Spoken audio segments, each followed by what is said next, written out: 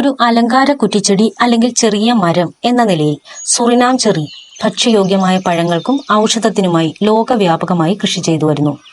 Suriname cherry, Brazilian cherry, പിറ്റങ്ങ എന്നുമൊക്കെ പ്രാദേശികമായി പല പ്രദേശങ്ങളിലും പറയുന്ന യുജീനിയ യൂണിഫ്ലോറ എന്ന ശാസ്ത്രീയ നാമത്തിൽ അറിയപ്പെടുന്ന മിർട്ടേസി കുടുംബത്തിലെ ഒരു അംഗമാണ് സുറിനാം ചെറി ചെടി. സുറിനാം ചെറി ചെടിയുടെ സവിശേഷത വളപ്രയോഗം, കീടങ്ങളും രോഗങ്ങളും, പാരമ്പര്യ വൈദ്യ ഉപയോഗം, ഭക്ഷ്യ ഉപയോഗം, പുനരുൽപാദനം എന്നിവയെക്കുറിച്ചാണ് ഈ വീഡിയോയിൽ ഞങ്ങൾ ഉൾപ്പെടുത്തിയിരിക്കുന്നത്. വിവരങ്ങൾ വിശദമായി അറിയാൻ വീഡിയോ മുഴുവനായും കാണുക. കൂടാതെ ഈ വീഡിയോയെക്കുറിച്ചുള്ള നിങ്ങളുടെ വിലയേറിയ പ്രതികരണങ്ങൾ ലൈക്കായോ കമന്റായോ രേഖപ്പെടുത്തുക. ഒപ്പം മറ്റുള്ളവരിലേക്ക് ഷെയർ ചെയ്യുക. ഇതുപോലുള്ള വിജ്ഞാനപ്രദമായ വീഡിയോകൾ തുടർന്ന് ലഭിക്കാനായി ഈ ചാനൽ സബ്സ്ക്രൈബ് ചെയ്യുക.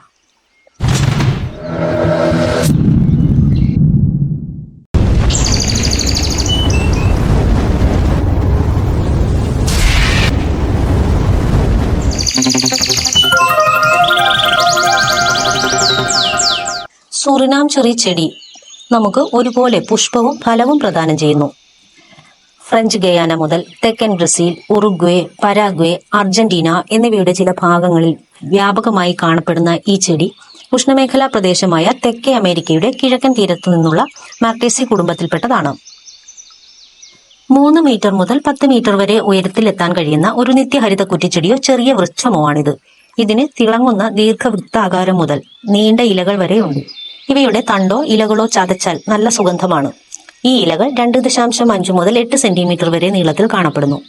ഇലകളുടെ മുകൾ വശം തിളക്കമുള്ള കടും പച്ച നിറവും അതിന്റെ അടിവശം ഇളം പച്ച നിറവുമാണ്. ഇതിൽ വെളുത്ത സുഗന്ധമുള്ള ഏകദേശം 13 മില്ലിമീറ്റർ വരെ വലിപ്പമുള്ള ധാരാളം കേസരങ്ങൾ ഉണ്ടാകുന്ന പൂക്കൾ ഉണ്ടാകുന്നു. ഇവ ഇലയുടെ കക്ഷത്തിൽ ഒറ്റയ്ക്കോ അല്ലെങ്കിൽ 2-3 കൂട്ടങ്ങളായാണ് കാണപ്പെടുന്നത്.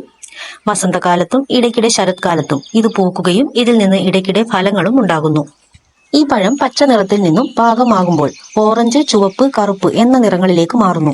ഇവയ്ക്ക് ഏകദേശം 4 സെന്റിമീറ്റർ വരെ വലിപ്പമുണ്ടാകും. ഈ പഴത്തിൽ 1 മുതൽ 3 വരെ വിത്തുകൾ ഉണ്ടാകും. ഈ പഴങ്ങൾ ഭക്ഷ്യയോഗ്യമായതിനാൽ പക്ഷികളും സസ്തനികളും ഇത് ഭക്ഷണമാക്കുകയും അതിന്റെ വിസർജ്യത്തിലൂടെ ഇത് പല ഭൂപ്രദേശങ്ങളിൽ വിതറുകയും ചെയ്യുന്നു. നല്ല ഒരു ഭക്ഷ്യ ഉൽപ്പന്നവും ഔഷധിയുമാണ് സുറിനാം ചെറി. ഈ ചെടി ഫലഭൂയിഷ്ഠമായ പശ്ചിമരാശി മണ്ണാണ് ഇഷ്ടപ്പെടുന്നത്. എന്നിരുന്നാലും മണൽ, കളിമണ്ണ് ഉൾപ്പെടെ വിവിധ തരം മണ്ണിലും ഇത് വളർന്നു കാണപ്പെടുന്നു. ഈ ചെടിയുടെ ആരോഗ്യത്തിന് നല്ല ഡ്രെയിനേജ് ആവശ്യമാണ്.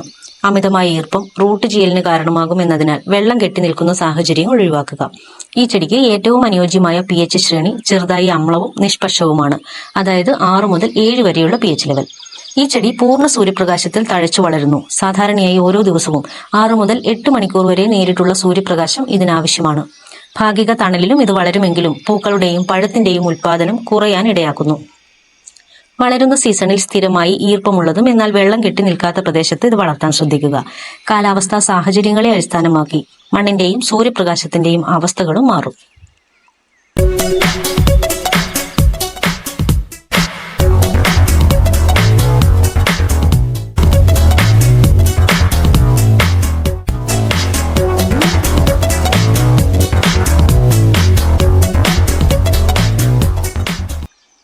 ഇനി ഇതിന്റെ വളപ്രയോഗത്തെപ്പറ്റി നോക്കാം.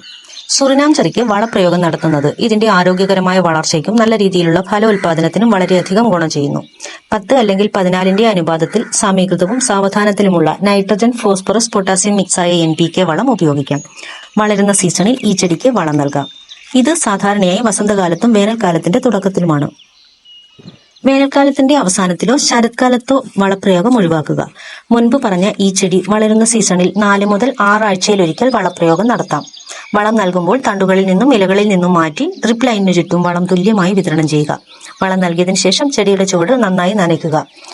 ഇത് വളരുന്ന മണ്ണിൽ സൂക്ഷ്മ പോഷകങ്ങൾ കുറവുണ്ടെങ്കിൽ അവയും നൽകാൻ പ്രത്യേകം ശ്രദ്ധിക്കുക. ജൈവവളമാണ് നൽകുന്നതെങ്കിൽ കമ്പോസ്റ്റോ അഴുകിയ ജൈവപദാർത്ഥങ്ങളോ ഉപയോഗിക്കാം. അമിതമായ വളപ്രയോഗം ഒഴിവാക്കുക. കാരണം ഇത് പോഷക അസന്തുലിതാവസ്ഥ കാരണം ധാരാളം പ്രശ്നങ്ങൾ സൃഷ്ടിക്കും. വിത്ത് മുളപ്പിച്ചും തണ്ടുകൾ വെട്ടിനട്ടും എയർ ലെയറിങ്ങിലൂടെയും ഗ്രാഫ്റ്റിങ്ങിലൂടെയും പുതിയ ചെടികൾ ഉൽപ്പാദിപ്പിക്കാം. ഉൽപാദന പ്രക്രിയയുടെ വിശദ വിവരങ്ങൾ അറിയാൻ ഡിഫറൻറ്റ് പ്രൊപ്പഗേഷൻ മെത്തേഡ് എന്ന പേജ് സന്ദർശിക്കുകയോ പ്ലാന്റിംഗ് ആൻഡ് കെയർ എക്സിക്യൂട്ടീവുമായി വാട്സപ്പിൽ ബന്ധപ്പെടുകയോ ചെയ്യുക. ഈ പേജുകളുടെ ലിങ്കും പ്ലാന്റിംഗ് ആൻഡ് കെയർ എക്സിക്യൂട്ടീവിന്റെ നമ്പറും ഡിസ്ക്രിപ്ഷൻ ബോക്സിൽ കൊടുത്തിട്ടുണ്ട്. സുറിനാം ചെറി ചെടിയെ ബാധിക്കുന്ന കീടങ്ങളും രോഗങ്ങളും ഇവയാണ്: മുഞ്ഞ, സ്കെയിൽ പ്രാണികൾ, വെള്ളീച്ച, കാറ്റർപില്ലർ, വിഷമഞ്ഞ്, ആന്ത്രാക്നോസ്, ബാക്ടീരിയൽ ഇലപ്പുള്ളി, വേരുചീയൽ. ഇതിന്റെ നിയന്ത്രണവും പരിപാലനവും വിശദമായി അറിയാൻ ഐവി പാരഡൈസിന്റെ വെബ്സൈറ്റിലെ പ്ലാന്റിംഗ് ആൻഡ് കെയർ പേജ് സന്ദർശിക്കുക.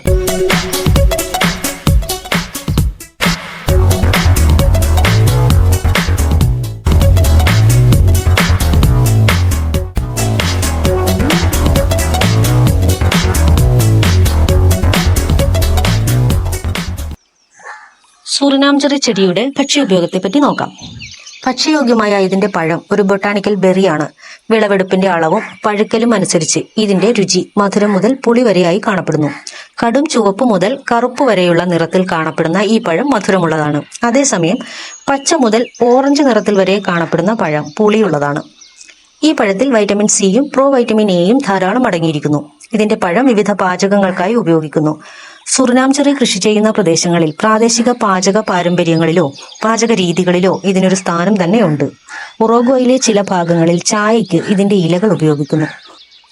പാചകം ചെയ്യാതെ പച്ചയ്ക്ക് കഴിക്കാവുന്ന നല്ലൊരു പഴമാണിത്. മധുരവും പുളിയും കലർന്ന സുറിനാം ചെറി ചെടിയുടെ രുചി ചെറി, പൈനാപ്പിൾ, ആപ്പിൾ എന്നിവയുടെ ടേസ്റ്റുമായിട്ട് സാദൃശ്യമുണ്ട്. ഇതിന്റെ പഴുപ്പ്, അത് വളരുന്ന അവസ്ഥ തുടങ്ങിയ ഘടകങ്ങൾ രുചിയെ സ്വാധീനിക്കുന്നു. ചെടിയിൽ നിന്ന് നേരിട്ട് പറിച്ചു കഴിക്കുന്ന ഇതിന്റെ പഴങ്ങൾ ഉന്മേഷദായകമായ ഒരു ലഘുഭക്ഷണമാണ്. സ്വാദുള്ള ജാമുകളും ജെല്ലികളും ഉണ്ടാക്കാൻ ഈ പഴം അനുയോജ്യമാണ്. പഴച്ചാറുകൾ, സ്മൂത്തികൾ അല്ലെങ്കിൽ കോക്ടെയിൽ പോലുള്ള പാനീയങ്ങൾ എന്നിവ നിർമ്മിക്കാനും ഇത് ഉപയോഗിക്കുന്നു. പൈകൾ, ടാർട്ടുകൾ, ഫ്രൂട്ട് സലാഡുകൾ പോലുള്ള മധുര പലഹാരങ്ങളിലും ഈ ചെറി ചേർക്കാം. കൂടാതെ മധുര പലഹാരങ്ങൾ, ഐസ്ക്രീം, പാൻകേക്കുകൾ എന്നിവയിൽ ഒഴിക്കാവുന്ന സോസുകളോ സിറപ്പുകളോ ഉണ്ടാക്കാൻ ഈ പഴങ്ങൾ ഉപയോഗിക്കാം. സുറിനാം ചെറി ചെടി പല പഴങ്ങളെയും പോലെ വൈറ്റാമിനുകളും ധാതുക്കളും ആന്റി ഓക്സിഡന്റുകളും അടങ്ങിയിട്ടുണ്ട്. അതുകൊണ്ട് തന്നെ സമീകൃത ആഹാരത്തിനൊപ്പം ഇത് ഉൾപ്പെടുത്താവുന്നതാണ്. ഇതിലെല്ലാം ഉപരി നിങ്ങൾക്ക് വ്യത്യസ്ത പാചകങ്ങളിലും ഉൾപ്പെടുത്താം. ഇതിന്റെ വൈദ്യ ഉപയോഗത്തെപ്പറ്റി നോക്കാം. പാരമ്പര്യ വൈദ്യത്തിൽ സുറിനാം ചെറിയുടെ വിവിധ ഭാഗങ്ങൾ വ്യത്യസ്ത ചികിത്സാ ആവശ്യത്തിനായി ഉപയോഗിക്കുന്നു. ഇതിന്റെ ഇലകൾക്ക് വരെ ഔഷധ ഗുണങ്ങളുണ്ട്. അതും ചില പാരമ്പര്യ വൈദ്യങ്ങളിൽ ഔഷധമായി ഉപയോഗിച്ചു വരുന്നു. ഈ ചെടി ഭക്ഷ്യയോഗ്യമായ പഴങ്ങൾക്കും അലങ്കാര മൂല്യങ്ങൾക്കും വേണ്ടിയാണ് കൃഷി ചെയ്യുന്നതെങ്കിലും ഈ ചെടിയുമായി ബന്ധപ്പെട്ട പ്രത്യേക ഔഷധ ഗുണങ്ങളെക്കുറിച്ച് പരിമിതമായ ശാസ്ത്രീയ തെളിവുകൾ മാത്രമേ ഉള്ളൂ. എങ്കിലും പല പഴങ്ങളെയും പോലെ സുറിനാം ചെറി ചെടിയിലും ചില പോഷക സംയുക്തങ്ങൾ അടങ്ങിയിട്ടുണ്ട്. ഇത് ആരോഗ്യപരമായ ഗുണങ്ങൾക്ക് കാരണമാകും. അവ എന്തൊക്കെയാണെന്ന് നോക്കാം. പഴങ്ങളിൽ പൊതുവെ കാണപ്പെടുന്ന ആന്റി ഓക്സിഡന്റുകളാൽ ഈ ചെടിയും സമ്പന്നമാണ്. ശരീരത്തിലെ ഓക്സിഡേറ്റീവ് സമ്മർദ്ദം ചെറുക്കാൻ ഈ ആന്റി ഓക്സിഡന്റുകൾ സഹായിക്കുന്നു. വിവിധ ആരോഗ്യ പ്രശ്നത്തിന് ഇത് വളരെ നല്ലതാണ്.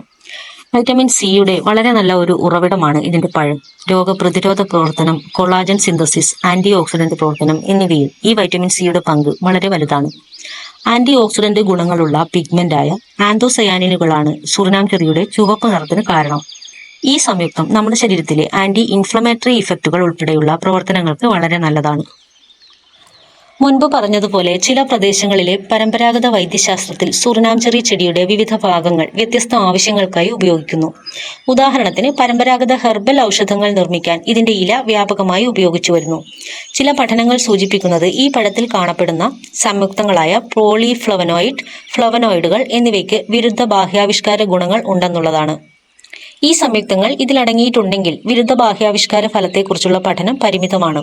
ഇവിടെ നൽകിയിരിക്കുന്ന വിവരങ്ങൾ ചെടിയുടെ പോഷക ഉള്ളടക്കത്തെയും പരമ്പരാഗത ഉപയോഗങ്ങളെക്കുറിച്ചുള്ള പൊതുവായ അറിവിനെ അടിസ്ഥാനമാക്കിയുള്ളതാണ്. ഇന്ത്യയിലെ പരമ്പരാഗത വൈദ്യശാസ്ത്ര സമ്പ്രദായമായ ആയുർവേദം ചികിത്സാ ആവശ്യങ്ങൾക്കായി പ്രാഥമികമായി ആശ്രയിക്കുന്നത് നാടൻ സസ്യങ്ങളെയാണ്. വിവിധ പ്രദേശങ്ങളിൽ നിന്നുള്ള എല്ലാ സസ്യങ്ങളും ആയുർവേദത്തിൽ വിപുലമായി ഉൾപ്പെടുത്തിയിട്ടില്ല. ഇന്ത്യയിൽ ഈ ചെടി പരമ്പരാഗതമായി കണ്ടുവരാതിരുന്നത് കൊണ്ട് തന്നെ പരമ്പരാഗത ആയുർവേദ വൈദ്യങ്ങളിലൊന്നും തന്നെ ഇതിനെക്കുറിച്ച് പരാമർശിച്ചിട്ടില്ല.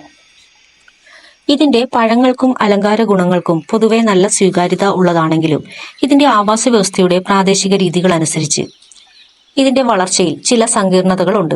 ഈ സങ്കീർണതകൾ ഒരുപക്ഷെ ഇത് വളരുന്ന ഇന്ത്യയിലെ പല ഭൂപ്രദേശങ്ങൾക്കും ഭീഷണി അല്ലെങ്കിലും അതിന്റെ വിശദവിവരങ്ങൾ കൂടി നമുക്ക് പരാമർശിക്കേണ്ടതായിട്ടുണ്ട്. ചില രാജ്യങ്ങളിൽ ഇത് പലപ്പോഴും തോട്ടങ്ങളിൽ ഒരു ഹെഡ്ജ് അല്ലെങ്കിൽ സ്ക്രീനായി ഉപയോഗിക്കുന്നു. അലങ്കാര ആവശ്യത്തിനായി ബർമുഡയിൽ ഈ വൃക്ഷം പരിചയപ്പെടുത്തിയെങ്കിലും ഇപ്പോൾ നിയന്ത്രണാതീതമായതിനാൽ ഇപ്പോൾ ഇതിനെ ഒരു അധിനിവേശ സസ്യത്തിന്റെ പട്ടികയിൽ പെടുത്തിയിരിക്കുന്നു. അതോടൊപ്പം തെക്കൻ ഫ്ലോറിഡയിൽ ആക്രമണകാരിയായും വടക്കൻ ഫ്ലോറിഡയിൽ ജാഗ്രതാ വിഭാഗത്തിന്റെ പട്ടികയിലും ഇത് ഉൾപ്പെടുത്തിയിരിക്കുന്നു. ഈ പ്രദേശങ്ങളിലെ ഹമ്മോക്കുകളെ ഇത് ആക്രമിക്കുകയും തദ്ദേശീയ സസ്യങ്ങളെ സ്ഥാനഭ്രഷ്ടനാക്കുകയും അവയുടെ പുനർജീവനത്തെ തടയുകയും ചെയ്യുന്നു. തദ്ദേശീയ സസ്യ സമൂഹങ്ങളെ ആക്രമിക്കാനും സ്ഥാനഭ്രംശമാക്കാനുമുള്ള ഇതിന്റെ കഴിവ് കാരണം ഫ്ലബ് എന്ന അധിനിവേശ ഇനത്തിന്റെ പട്ടികയിൽ എടുത്തിരിക്കുന്നു. ഇതിന്റെ വംശവർദ്ധനവ് കുറയ്ക്കാൻ ഇതിന്റെ ഭീഷണി നേരിടുന്ന പ്രദേശങ്ങളിൽ ഹോം ലാൻഡ്സ്കേപ്പുകളിലും ഇതിന്റെ മറ്റ് പ്രകൃതിദത്ത ഉപയോഗങ്ങളിലും ഇതിന്റെ നേറ്റീവ് ബദലുകളായ സിംസൺ സ്റ്റോപ്പർ, മിർസിൻ ജമൈക്കർ കാപ്പർ എന്നിവ വളർത്തുന്നു. ഇവിടെ നിങ്ങൾക്ക് അറിയുന്നതും അറിയാത്തതുമായ ധാരാളം സവിശേഷതകൾ വിശദമായ പഠനത്തിന് ശേഷം ഞങ്ങൾ നിങ്ങളുടെ മുന്നിൽ അവതരിപ്പിക്കുന്നു. ഓരോ ചെടിയുടെയും മണ്ണിന്റെ ഘടനയും pH ലെവലും പറയുന്നുണ്ട്. അത് നിങ്ങളുടെ മണ്ണിന്റെ pH ലെവലുമായി താരതമ്യം ചെയ്ത് ഞങ്ങൾ പറയുന്ന വളപ്രയോഗത്തിന്റെ അളവിലും ക്രമത്തിലും ഓരോ പ്രാദേശിക സ്ഥലത്തെ ആശ്രയിച്ച് വ്യത്യാസങ്ങൾ വരുത്തേണ്ടതായിട്ടുണ്ടാവാം. അതിന് ഐവി പാരഡൈസിന്റെ പ്ലാന്റിംഗ് ആൻഡ് കെയർ എക്സിക്യൂട്ടീവുമായി ബന്ധപ്പെടുകയോ നിങ്ങളുടെ നാട്ടിലുള്ള പരമ്പരാഗത കൃഷിമാർഗങ്ങൾ അവിടെയുള്ള പരമ്പരാഗത കൃഷിക്കാരിൽ നിന്നും വിവരങ്ങൾ ശേഖരിച്ച് ചെയ്യുകയോ ചെയ്യാം. അതിലുപരി പരമാവധി പ്ലാന്റുകൾ കണ്ടെത്തി അത് നിങ്ങൾക്ക് മുമ്പിൽ എത്തിക്കാനും ശ്രമിക്കുന്നു. അപൂർവങ്ങളായ ധാരാളം ചെടികൾ ഐവി പാരഡൈസിന്റെ ഷോപ്പിംഗ് സൈറ്റിൽ ലഭ്യമാണ്. അവ സൈറ്റിൽ നിന്നോ ഈ വീഡിയോയിൽ പറയുന്ന വാട്സപ്പിൽ ബന്ധപ്പെട്ടോ വാങ്ങാവുന്നതാണ്. ഈ വീഡിയോയെക്കുറിച്ചുള്ള നിങ്ങളുടെ വിലയേറിയ പ്രതികരണങ്ങൾ ലൈക്കായോ കമന്റായോ രേഖപ്പെടുത്തുക. ഒപ്പം മറ്റുള്ളവരിലേക്ക് ഷെയർ ചെയ്യുക. ഇതുപോലുള്ള ചെടിയെക്കുറിച്ചുള്ള വിജ്ഞാനപ്രദമായ വീഡിയോകൾ തുടർന്നും ലഭിക്കുന്നതിനായി ഈ ചാനൽ സബ്സ്ക്രൈബ് ചെയ്യുക.